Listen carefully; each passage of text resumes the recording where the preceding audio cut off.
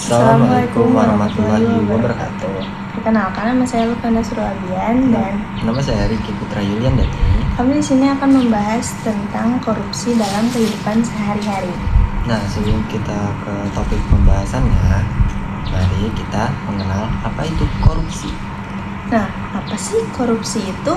Dalam KBBI, korupsi sebagai penyelewengan atau penyalahgunaan uang negara, perusahaan, organisasi, yayasan, dan sebagainya untuk keuntungan pribadi. Nah, korupsi dimaknai sebagai perbuatan yang dilakukan dengan maksud memberikan keuntungan yang tidak sesuai dengan kewajiban resmi dan haknya dari pihak-pihak lain. Ternyata korupsi itu nggak hanya dilakukan oleh pejabat-pejabat publik loh. Ternyata ada juga korupsi sehari-hari. Nah, lu pengen korupsi dalam kehidupan sehari-hari itu apa sih? Nah, korupsi dalam kehidupan sehari-hari itu bisa disebut juga dengan petty corruption. Petty corruption itu adalah korupsi skala kecil yang dilakukan individu, baik di lingkungan keluarga, sekolah, ataupun kerja. Ini adalah bukti bahwa ada tindakan korupsi skala kecil yang dinormalisasikan oleh masyarakat. Oh, jadi gitu.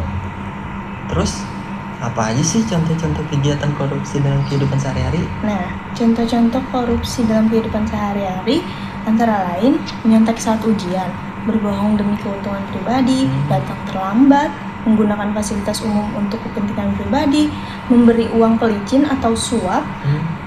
Meskipun terlihat sepele, kebiasaan tersebut dapat membentuk karakter yang tidak jujur dan merusak moral secara perlahan. Pernah gak sih lu ngalamin contoh kecil korupsi dalam kehidupan sehari-hari? Waduh, kayaknya gue pernah deh. Apa tuh?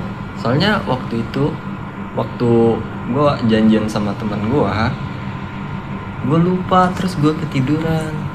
Nah, teman gue ngechat, "Ki, lu udah di mana?"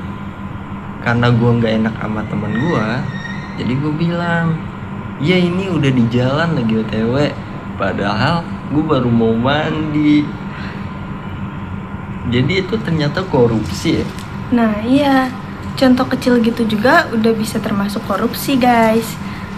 Juga ada juga misal kalian pas lagi di sekolahan, terus kalian nih minjem nih pulpen dari temen, tapi sengaja kalian gak balikin, mikirnya kayak cuman pulpen kecil dan murah. Nah, itu juga contoh salah satu korupsi, karena itu bukan barang pemilikan kalian, tapi kalian sudah merasa seperti itu adalah hak milik kalian. Tuh, pasti sering tuh yang gitu-gitu tuh. Gue pernah sih soalnya. Gue juga pasti pernah. Jujur nggak? Kata gue doang ya yang suka korupsi ya. Aduh, jangan ya.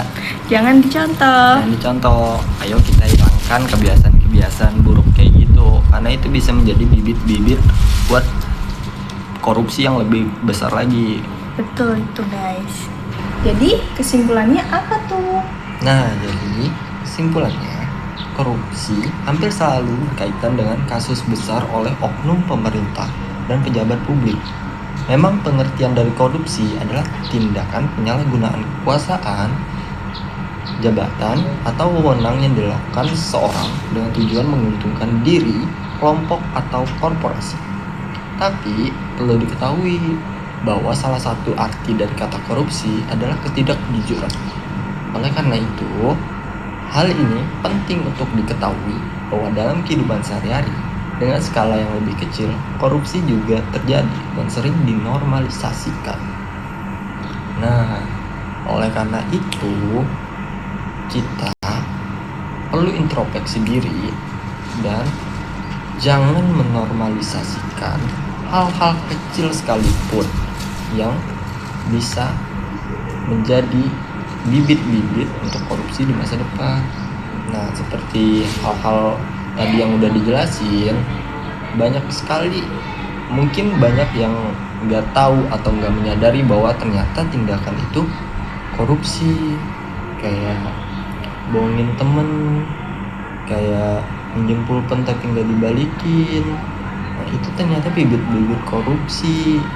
Jadi kita hilangin hal-hal kecil itu supaya tidak menjadi hal-hal yang dinormalisasikan. Karena kalau itu keterusan, untuk kedepannya kita bakal lebih sering bohong lagi, dan itu nggak baik ya guys. Jadi stop korupsi.